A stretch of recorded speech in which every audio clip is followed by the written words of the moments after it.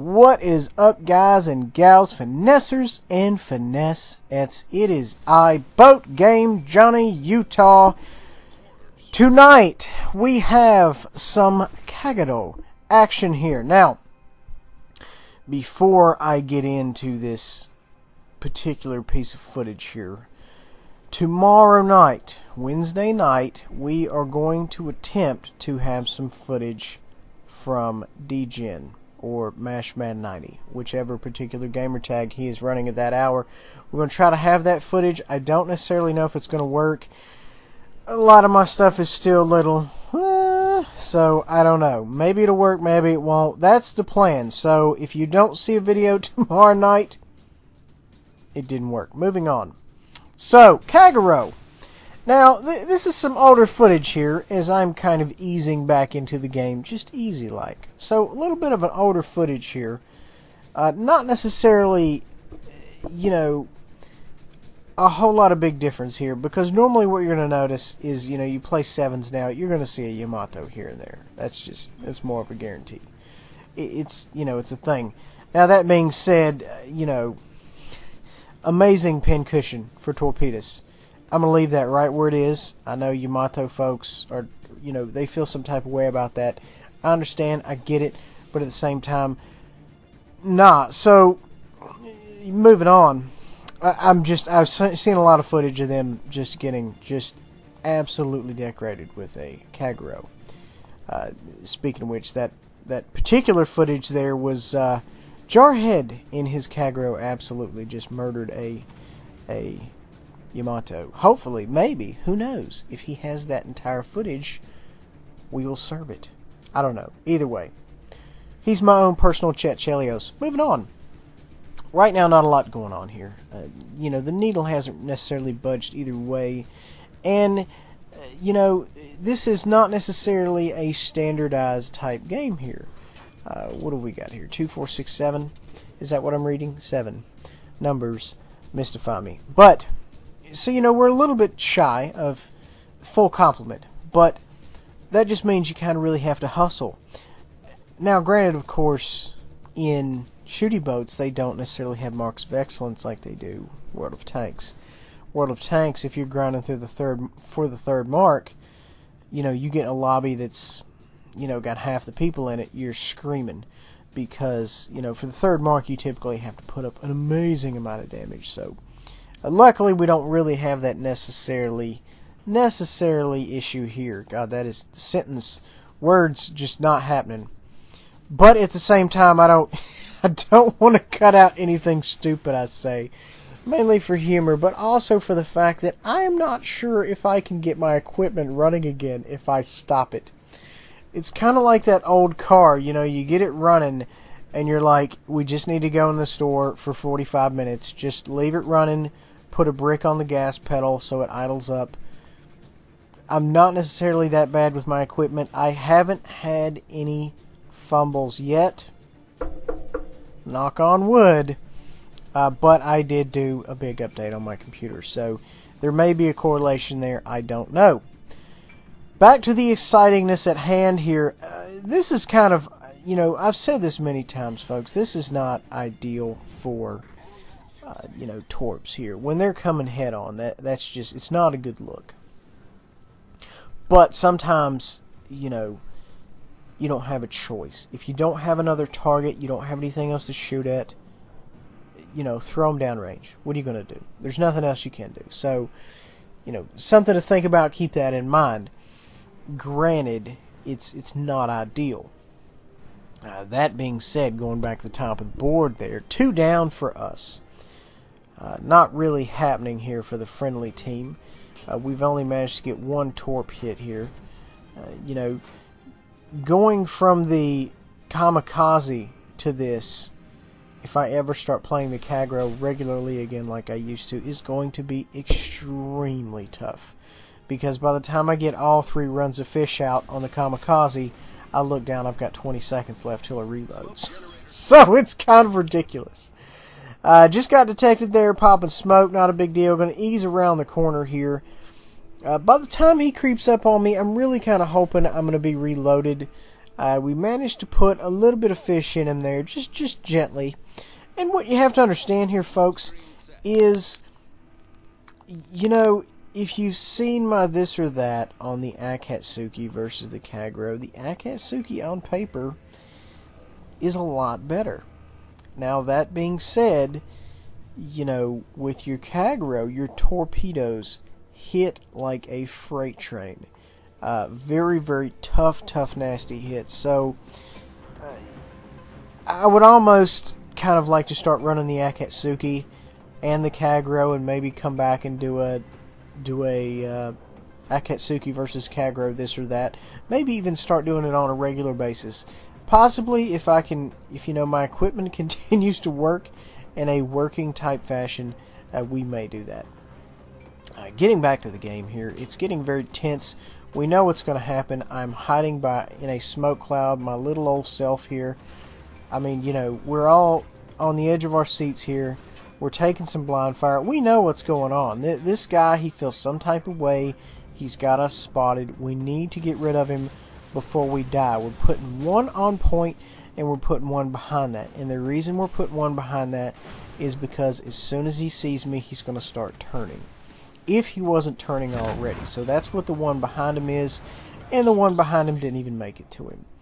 That's, you know, you've got, gosh, I think it's 72 knot torpedoes.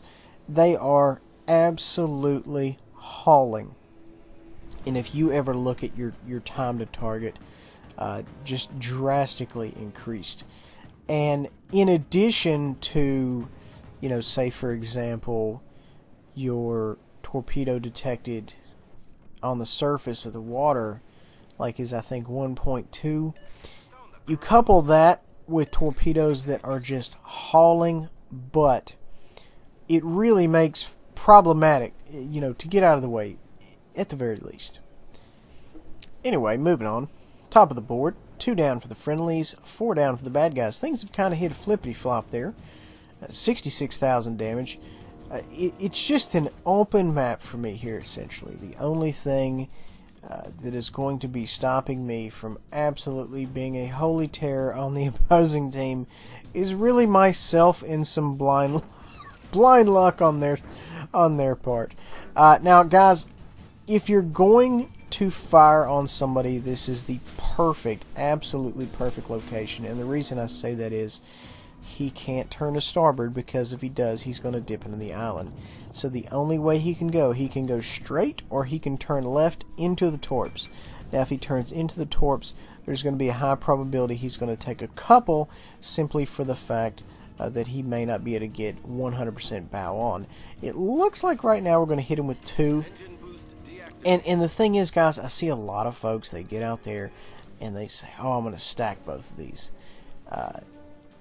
Very rarely will you ever see me stack my torps. And the reason being is that is putting all your eggs in one basket. And man, I am not that much of a gambler. I'm not. I wouldn't do it.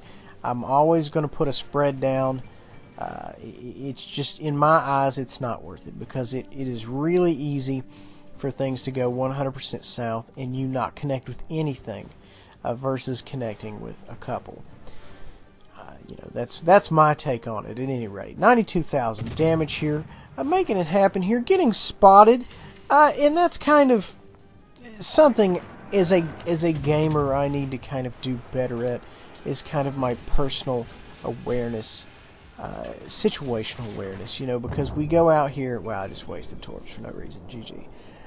You know, we go out here, and you know, we buy a $60 ship just for the captain.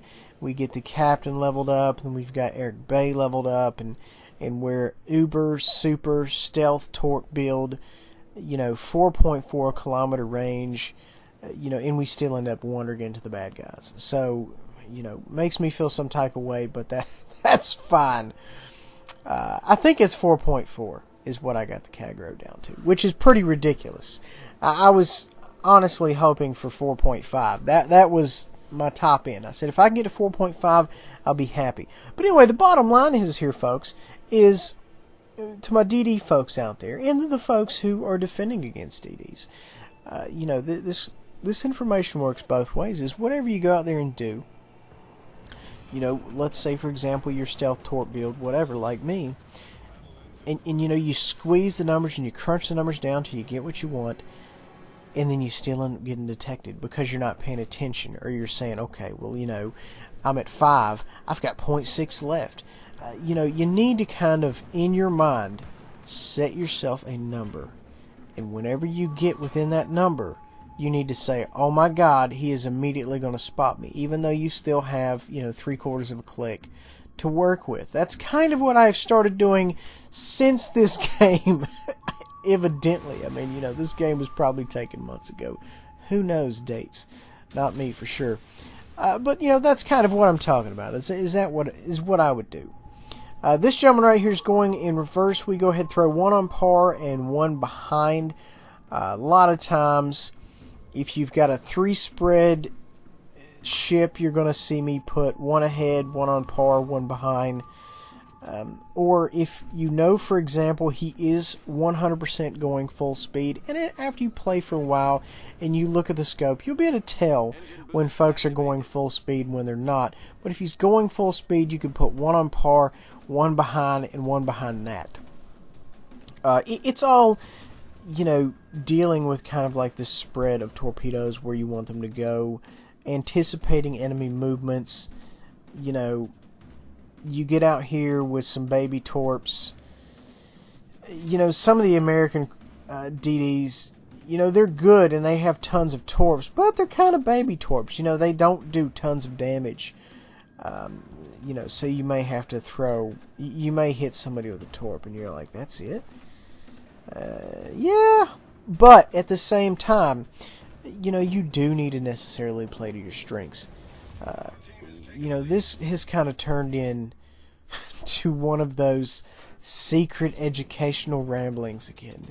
That, you know, I'm just narrating a game and I just kind of step off of that and I just go into like the theory and the mechanics and how to do this and how to do that and the better way to do this and the better way to do that. But anyway, what I was going to say is about like the other DDs. You know, if you have poor camo and excellent guns, well, that you're a gunboat. You need to post up behind islands, provide support fire, so on and so forth. You know, you just need to play to your strengths. And eventually, at some point, I'm going to start running the Fletcher. I'm going to start running, you know, the Lightning. And I'm going to show you guys how to run gunboats. Right now, I just do stealth torpedo boats, which I frickin' love. Big fan of stealth murder. I don't know why. I think Ghost Recon Breakpoint changed me. 115,000 damage, 309,000 credits. Couple of kills there, a little bit of murder. Folks, really hope you enjoy. Make sure to like, subscribe, share. And tomorrow, hopefully, maybe, we may have some Yamato footage. No promises. See you next time.